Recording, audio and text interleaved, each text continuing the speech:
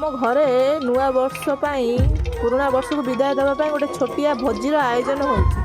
ଏଠି ମା କଢ଼େଇ ବସାଇ ଦେଇଛି, ଆଳୁ ଭାଜିବ, ଭାତ ଏଠି ରେଡ଼ି।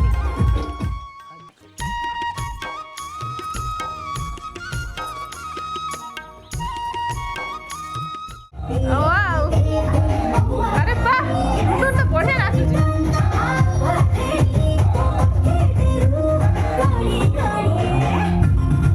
ଶେଷ ଭୋଜି ଆରମ୍ଭ। ହଁ ନା, କେମିତି ହେଇଛି ତରକାରୀ? ଖାଇଲଣି? ଖାଇକି କୁହ ଟିକେ, ଲେగ్ ପିସ୍ଟା ଖାଇ। ନା ମୁଁ ଦଉଛି, ତୁମେ ଲେగ్ ପିସ୍ଟା ଖାଅ, ଲେగ్ ପିସ୍ଟା।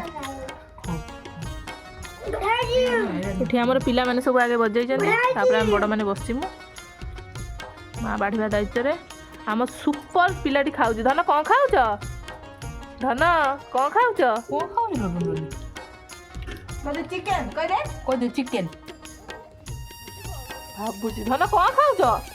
ବଢିଆ ବଢ଼ିଆ। ୱାଓ।